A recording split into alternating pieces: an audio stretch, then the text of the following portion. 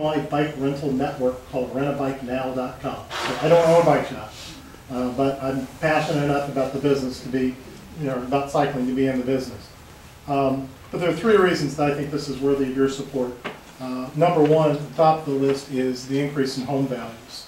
If you go to Google and go to the internet and you type in bike paths and home values, you will see report after study after study about groups very similar to yourselves who've had the very same question, is this good for our residents? Is it something we want? And it consistently comes back with yes. And one of the primary reasons is the increase in home value. And I printed a few of these off.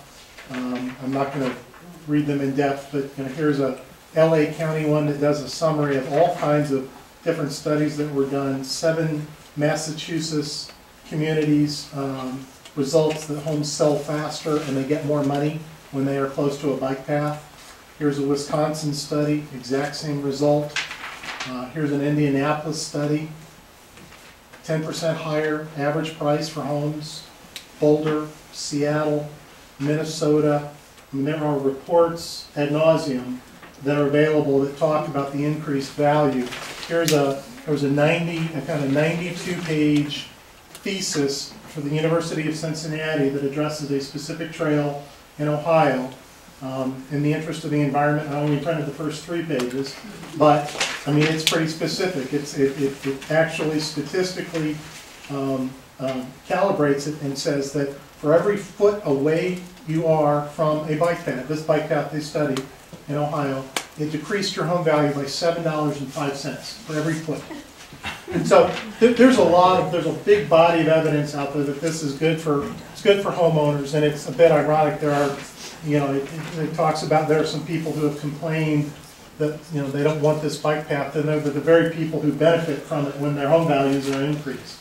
So I've got a lot of this, and I'll be glad to give it to you, or just, if you look it up yourself, it's very readily available. Number 2, big important reason this needs to be supported, it is highly consistent with the values and the spirit of Riverwoods. It's no mystery that people in Riverwoods love nature. I mean, that's why people live here. And if you look at people who cycle, people who ride bikes, and why they do it, there is a fundamental appreciation for nature. Because that's what you're doing. You're out there getting the fresh air, the sunshine, and enjoying the flora and the fauna and the deer. The deer shouldn't go there. But it's just very consistent with Riverwood. So this is, I think it's a perfect fit for the village. And then, and by the way, just in terms of the interest in nature, I mean, I go out to the Des Plaines River Trail, and here's a photograph. I've got blow-ups of these in my home of gorgeous photos that I've taken on the Des Plaines River Trail. I'll do about 3,000 to 4,000 miles a year, and about a good 25% of them are on this trail right here. So I'm not alone in the love of nature here. I think the third and final reason, that's already been touched on, here's a picture of my 7-year-old child.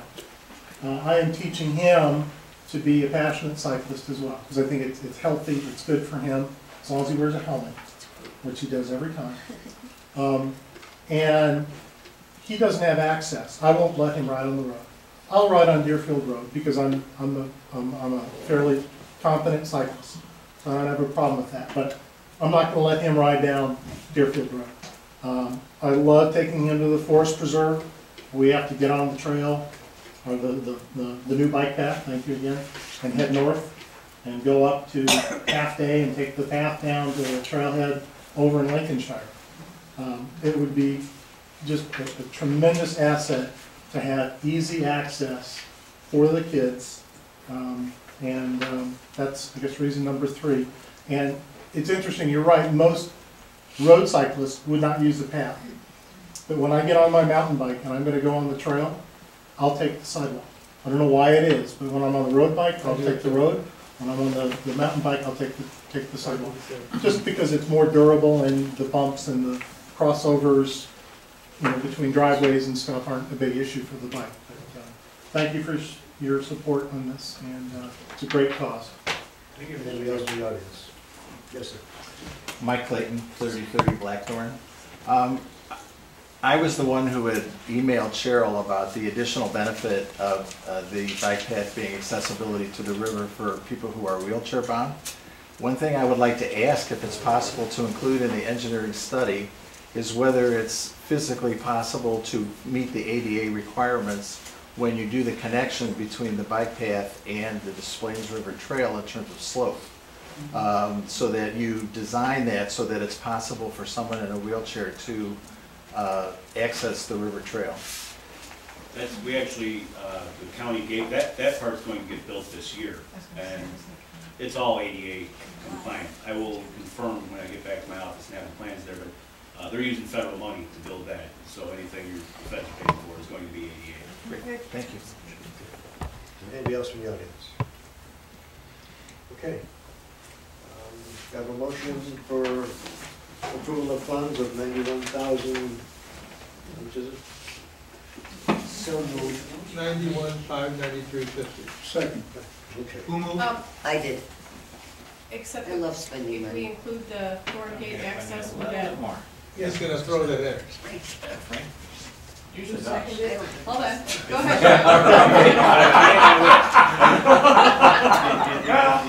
I would, bear in mind that this is our estimate. It's an estimate.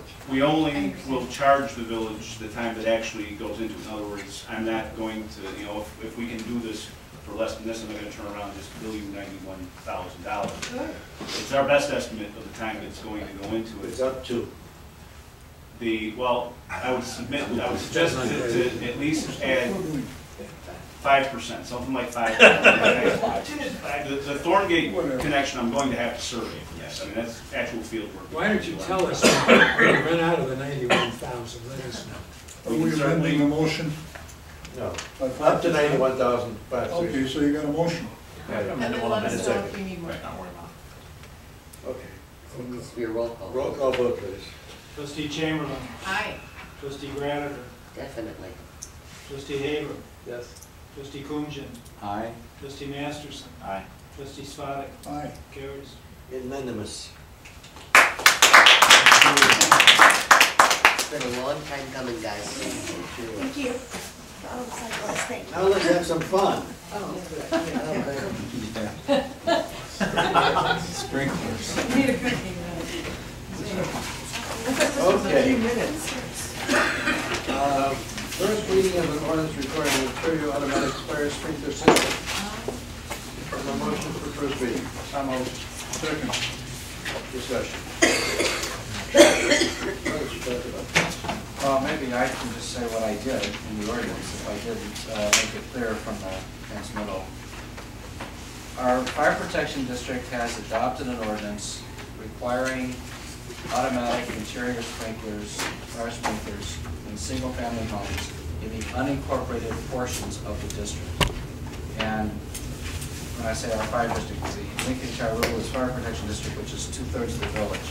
Deerfield-Bannockburn District is also has an ordinance requiring fire sprinklers, but I think that they currently exempt single-family homes. I'll have to take a look, but they do have. That's all we have in the village is single-family homes. Well, I understand, but the mechanism for the kinds of standards that they use, all they would do is incorporate what looks like NFPA 13D is the standard for 1- and 2-family dwellings. But the general format of these ordinances, there seems to be certain commonality.